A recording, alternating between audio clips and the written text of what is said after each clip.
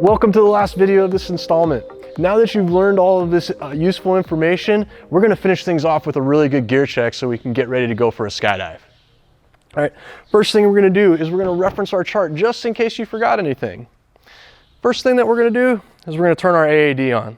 If you don't remember how to do it, I'm about to show you. We're gonna push the button and we're gonna chase that red light 3 more times. It's gonna start counting down from 10 to 0. As it's counting down, we want to pay attention just to make sure that it doesn't get hung up on any one spot. If it does get hung up in a spot, we're going to take it up to the rigging loft and look up the error code with the senior rigger. When it's done counting down, it should be at 0 with the arrow pointing to the wearer's left. Next thing that we're going to check is our 3-ring system.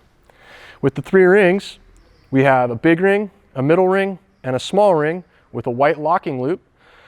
1 ring through each only. The locking loop goes through the small ring only, goes through the grommet, and is wrapped around your yellow cutaway cable. On the other side, we need to check the same things. Big ring, middle ring, small ring, white locking loop, and locking loop goes through the grommets, wrapped around your yellow cutaway cable. To check the RSL routing, we want to make sure that the lanyard is free and clear, it's not wrapped around any of the cable housings or through any of the rings, and that the shackle is hooked up to its own ring. Next thing we're going to check is our risers. We're going to open up our riser cover, make sure that there's no obvious flips or twists or tears in the webbing. If it's a little bit bunched up in the corner, that's okay. That's a natural pinch point on the rig. You're looking for any kind of obvious things that are wrong. On the Javelin rigs, we need to make sure that the risers are placed on top of the main flap, just like it says here.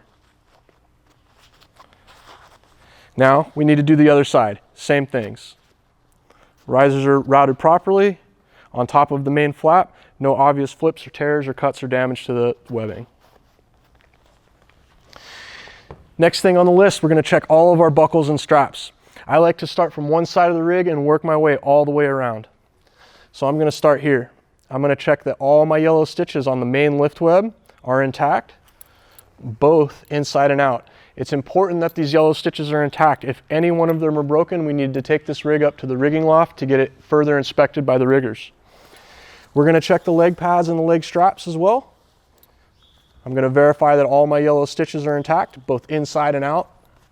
I'm also going to verify that my hardware is routed properly. Also want to open it up a little, run my fingers in there, make sure I don't feel any sharp spots in the hardware.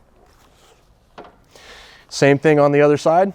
Check the other leg strap, both inside and out, make sure all of my yellow stitches are intact. My hardware is routed properly. I'm going to open it up, make sure there's no sharp spots.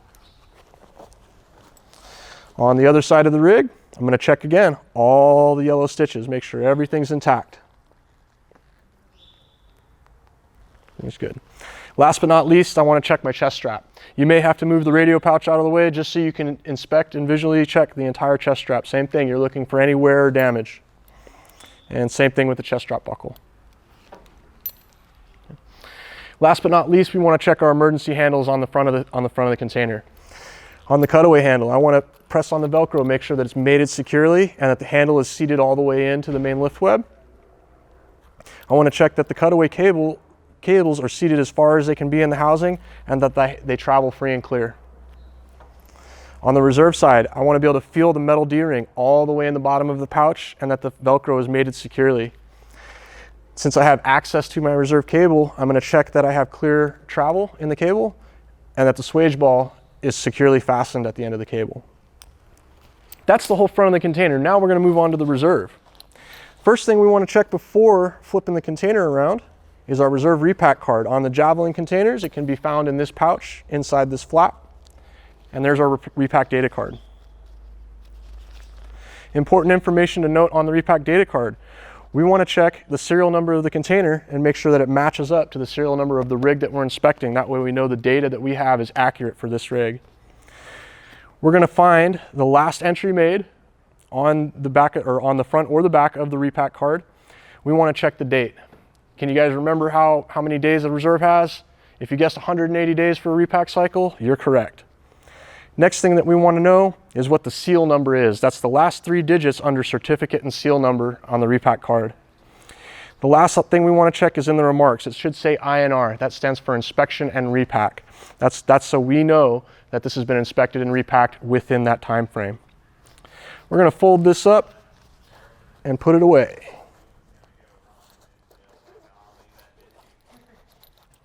Now we're going to turn our rig around so we can inspect our reserve. We're going to open our reserve flap all the way. We want to check that our rigger's seal in place and that the seal number matches up with what we saw on the repack card. Next thing that we want to, or one more thing on the rigger seal, we want to make sure that it's attached both above and below the pin closing loop. Next thing that we're going to check is that little white closing loop. We don't want to touch it with our fingers or get our oil on it or abrade it in any way. We want that closing loop to be in perfect condition. Next thing we want to check is if the pin is fully seated. On these containers, there may be a pouch. You can feel the bottom of the pin all the way seated in the pouch. If the container you're jumping doesn't have a pouch on there, you need at least 1 finger width below the closing loop. Next thing we want to check is, since we have access to this, we're going to go ahead and check that our reserve cable travels freely in the housing. When we close the reserve, we want to make sure we tuck our side tabs in first and then seat it securely so that the reserve tray is completely closed.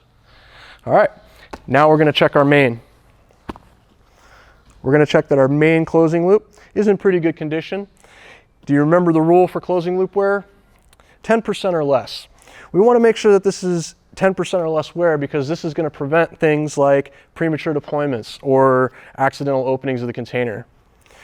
We need to check that the pin is seated all the way up against the eyelet and tight in that closing loop. Once again, we want to make sure it's nice and secure to prevent premature deployments. The next thing we're going to check is our bridle window. We want to make sure there's color in the window. That color is letting us know that the pilot chute is cocked and ready to extract the parachute. Our bridle being correctly routed. On this container, we want to see the bridle coming up over the top, down through the center, and then routed in between the 2 and 3 flaps. You can use your finger to trace along into the bridle protection pocket all the way to the bottom of the container. We're going to rotate the rig gently on its side, so now we can inspect our pilot chute. We want to see that our pilot chute is evenly distributed across the entire bottom of the container. If we see any excess material like I have right here, we're going to make sure that it gets tucked in and patted down so that pilot chute doesn't come out until we're ready for it to come out. We also want to make sure that the hacky is in the correct place. It should be sticking out of the BOC about in the middle. And last but not least, let's make sure we go ahead and close our main pin protector just to keep everything nice and secure. Now this rig we know is ready for a jump. If for any reason I have to leave this rig for an extended period of time, I'm going to go ahead and redo that gear check just to verify that everything is set up the way that I left it. If you see anything that doesn't look quite right on this rig, or you're just not 100% sure that it's been inspected properly, consult your instructor. If you can't find your instructor, consult with a rigger just to make sure that this rig is okay and safe to jump. Thanks again for joining us throughout this video series. Don't forget there's a written test that you need to take. Please have that test filled out and completed prior to arriving at the drop zone. Once again, thank you so much for joining us. We can't wait to see you here at the drop zone. Hopefully we get to jump soon.